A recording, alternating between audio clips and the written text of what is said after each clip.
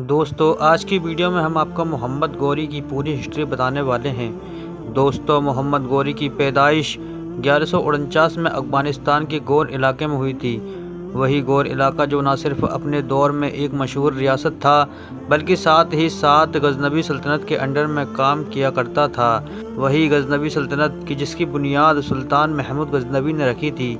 लेकिन दोस्तों सुल्तान महमूद गजनबी के साथ जब धीरे धीरे ये सल्तनत कमज़ोर होना शुरू हुई तो दूसरी छोटी छोटी रियासतों की तरह ही गौरी सल्तनत के हुक्मरान यानी अलाउद्दीन ने भी अपने आप को एक आज़ाद रियासत घोषित कर दिया और बस यहीं से गौरी सल्तनत की बुलंदियों का सफ़र शुरू हो गया।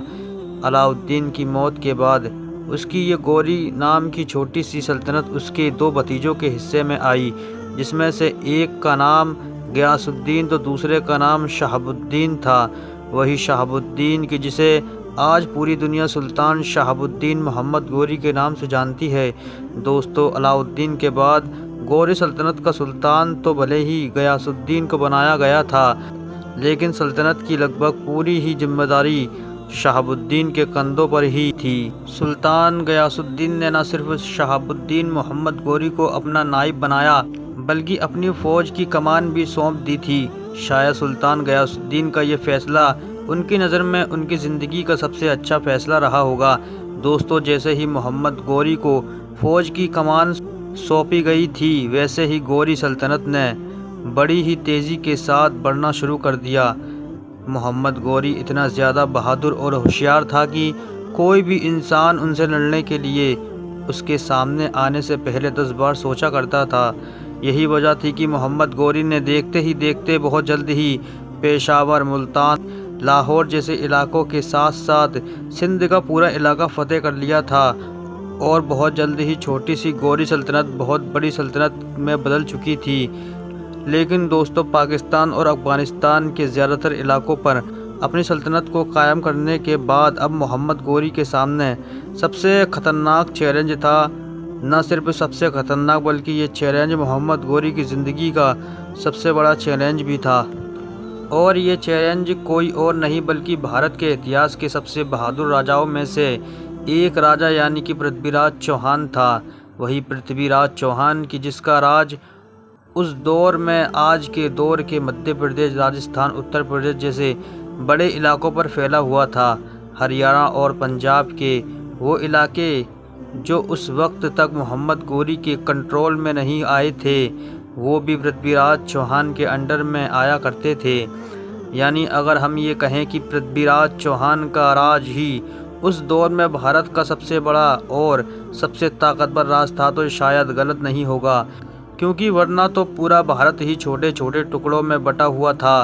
दोस्तों इतिहासकार लिखते हैं कि शहाबुद्दीन मोहम्मद गौरी ने पृथ्वीराज चौहान की तरफ सबसे पहले एक ख़त रवाना किया, जिस ख़त में ये लिखा हुआ था कि जितना जल्दी हो सके तुम हमारी इताअत कबूल करो वरना हमसे जंग करने के लिए तैयार हो जाओ। लेकिन दोस्तों पृथ्वीराज चौहान ने मोहम्मद गौरी की इस बात को मानने से इनकार कर दिया, जिसके जवाब में मोहम्मद गौरी ने पृथ्वीराज चौहान की सल्तनत पर हमला करने के इरादे से अपनी फ़ौज लेकर निकल पड़ते हैं।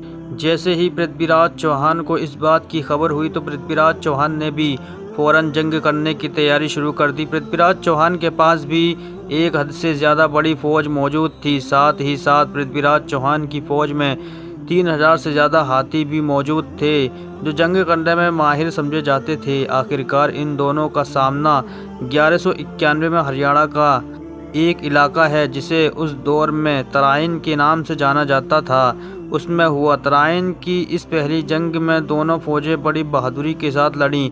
लेकिन दोस्तों इस जंग में मोहम्मद गौरी की फ़ौज की तादाद पृथ्वीराज चौहान की फ़ौज से बहुत कम थी। इसी वजह से मोहम्मद गौरी की फ़ौज के लिए पृथ्वीराज चौहान की फ़ौज से मुकाबला करना बहुत मुश्किल काम था।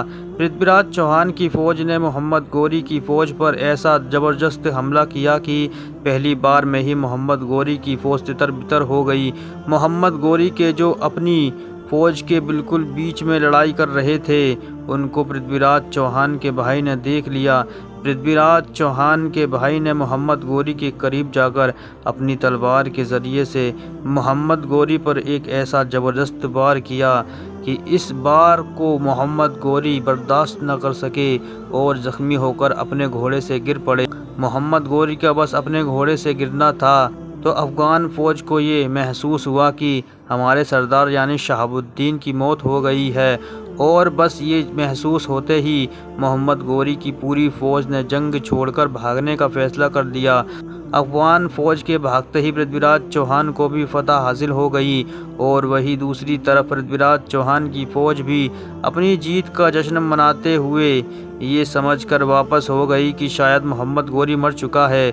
लेकिन दोस्तों, मोहम्मद गोरी तो सिर्फ अभी ज़ख्मी हुआ था।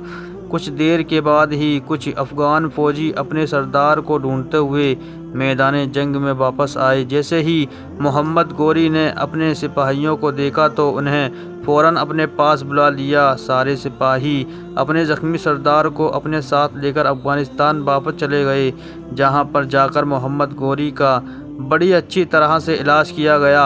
इतिहासकार लिखते हैं कि इस हार की वजह से मोहम्मद गोरी को बहुत गहरा झटका लगा था, क्योंकि मोहम्मद गोरी के बारे में तो उस दौर में पूरी दुनिया में ये बात मशहूर हो गई थी कि भला मोहम्मद गोरी को तो कोई भी नहीं हरा सकता है। लेकिन जाहिर है अब मोहम्मद गोरी पृथ्वीराज चौहान से हार चुका था, इसलिए मोहम्मद गोरी ने अब ये कसम खाई थी कि जब तक वो अपनी इस हार का बदला पृथ्वीराज चौहान से नहीं लेगा, तब तक ना तो वो अपने इन कपड़ों को जिस्म से उतारेगा कि जिन कपड़ों में उसकी हार हुई थी, और ना ही वो रात के वक्त तन्हाई में अपनी बीवी की शक्ल देखेगा। साथ ही साथ उसने ये कसम खाई थी वो अपनी हार का बदला लेने तक हमेशा ज़मीन पर सोया करेगा, यानी कभी भी ज़मीन के अलावा चारपाई या फिर शाही बेड पर नहीं सोया करेगा। और आखिरकार मोहम्मद गोरी ने जंग करने के लिए तैयारी शुरू कर दी। लगातार 1 साल तक लंबी तैयारी करने के बाद मोहम्मद गोरी 1,20,000 की बड़ी फ़ौज तैयार करने में कामयाब हो गया था, और आखिरकार 1192 में मोहम्मद गोरी ने अपनी इस बड़ी फ़ौज के साथ पृथ्वीराज चौहान की सल्तनत पर हमला करने का इरादा किया, क्योंकि दोस्तों मोहम्मद गोरी की ये भी ख्वाहिश थी कि पृथ्वीराज चौहान को उसी जगह हराए जहां उसे हराया गया था। इसीलिए वो अपनी पूरी फ़ौज को लेकर तराइन के उसी मैदान में पहुंचा कि जहां पर तराइन की पहली जंग हुई थी। दूसरी तरफ पृथ्वीराज चौहान को जब इस बात की खबर हुई कि मोहम्मद गोरी 1,20,000 की बड़ी फ़ौज लेकर हमसे मुकाबला करने के लिए आ रहा है, तो पृथ्वीराज चौहान ने अपनी एक बड़ी फ़ौज को इकट्ठा करना शुरू कर दिया। अब पृथ्वीराज चौहान ने अपने आसपास के छोटे छोटे राजाओं को अपने साथ मिलाने में कामयाब हो गया था, जिसकी वजह से पृथ्वीराज चौहान की फ़ौज 3 लाख से भी ऊपर निकल गई थी। साथ ही साथ पृथ्वीराज चौहान की फ़ौज में 2,000 से लेकर 3,000 तक हाथी भी मौजूद थे। ये वही हाथी थे जो जंग करने में माहिर हुआ करते थे। आखिरकार 1192 में ये दोनों फ़ौजें एक बार फिर से उसी तराइन के मैदान में आमने सामने हुई कि जिसमें एक बार पहले भी हो चुकी थी।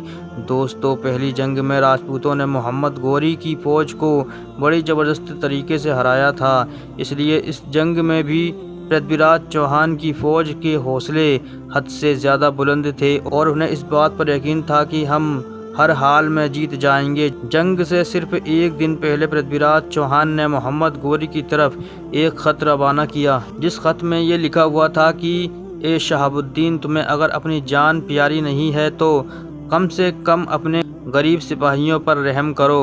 अगर तुम अभी भी वापस चले जाओगे तो हम तुम्हारा रास्ता नहीं रोकेंगे और तुम्हें आराम से जाने दिया जाएगा, लेकिन अगर तुम हमसे लड़ने की कोशिश करोगे तो याद रखो तुम सिर्फ हमसे हारोगे, बल्कि जलील होकर तुम्हें भागना भी पड़ेगा। ये पढ़कर मोहम्मद गोरी ने बड़े सब्र से काम लिया और पृथ्वीराज चौहान के इस खत का बड़ी समझदारी के साथ जवाब दिया, और जवाब में लिखा कि ए पृथ्वीराज चौहान, क्योंकि मैं अपनी सल्तनत का खुद सुल्तान नहीं हूँ, बल्कि मैं तो अपनी फ़ौज का सिपह सालार हूँ, और मेरी सल्तनत का सुल्तान मेरा बड़ा भाई गयासुद्दीन है। इसलिए मैं तुमसे सुलह से पहले अपने भाई की इजाज़त लूँगा, उसके बाद तुमको जवाब दूँगा।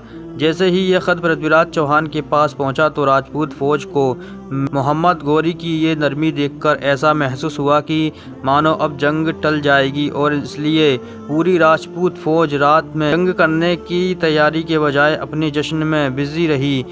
वहीं दूसरी तरफ शहाबुद्दीन ने रात ही में अपनी फ़ौज को तैयार करना शुरू कर दिया था और बड़ी मेहनत से वो अपने फौजियों को उस जंग के लिए तैयार कर रहा था जो अगले दिन होने वाली थी। अगले दिन जब सुबह का सूरज निकला तो जहां एक तरफ शहाबुद्दीन मोहम्मद गौरी की पूरी फ़ौज लंबी कतारों में जंग करने के लिए तैयार थी, तो वहीं दूसरी तरफ राजपूतों की पूरी फ़ौज अपने अपने खेमों में सो रही थी, क्योंकि उन लोगों में से ज़्यादातर लोगों ने तो पूरी रात ही जश्न मनाया था। जैसे ही राजपूतों की फ़ौज को ये खबर मिली कि शहाबुद्दीन मोहम्मद गौरी की पूरी फ़ौज जंग करने के लिए सफ़े बनाकर खड़ी है, तो उनके होश उड़ गए और उन्होंने जल्दबाजी में उठकर अपनी सफ़ें बनाना शुरू कर दी।